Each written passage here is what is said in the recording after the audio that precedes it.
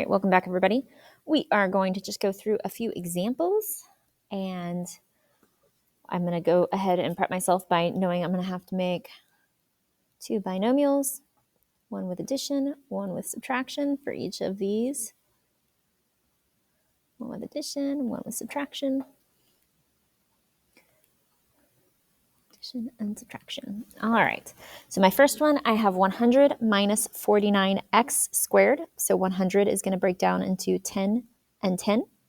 Again, if you need to keep that reference chart of perfect squares at the top handy, I suggest looking at that. That's going to have most of the numbers that we're working with.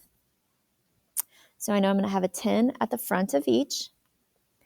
And then 49x squared. So each one of those is going to get an x. And 49 is the perfect square of 7. So they're each going to get a 7. So 7x. And that's all this is. So I'm going to go through, do a couple more of these, and then we'll be all set. So x squared is going to break down into x and x. So an x is going to go at the front. 36 is a perfect square of 6 and 6. 81x squared. 81 is the perfect square of 9. So 9x and 9x. And then we have 1. 1 times 1 is 1. So 1 is the perfect square of 1. So we have 9x at the front. And then 1 at the end of each. Kind of a funky looking one. Let's fix that. There we go.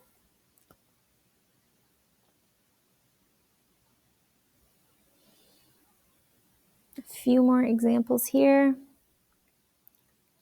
Go ahead and set myself up with some parentheses. It's kind of an ugly parenthesis, but that's okay.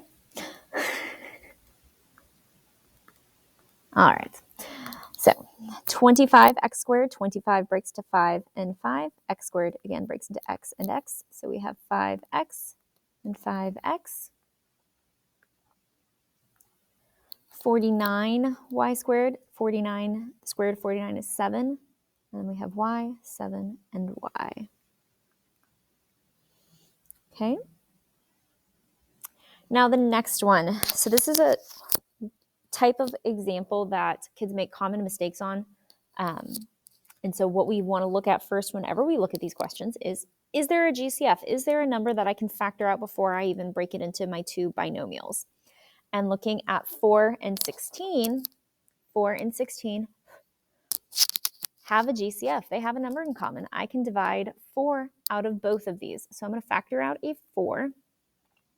So on the inside, that leaves me with x squared. And then 16 divided by 4 is 4. So that 4 on the outside is going to go at the front of my binomial. And then I am going to break x squared into x and x. And 4 is the perfect square of 2 and 2. So we have 2 and 2. So that 4 goes into the front, and then we do the difference of squares, factoring with what's left in the parentheses. So always check for a GCF if you can factor something out first. If you break it into the binomials and you see that there's a GCF after you do that, that means you needed to factor by a GCF at the beginning. Okay, last one. 8. Example 8 is kind of special and unique. If you reference the previous examples, this says addition. If we look back at our rules,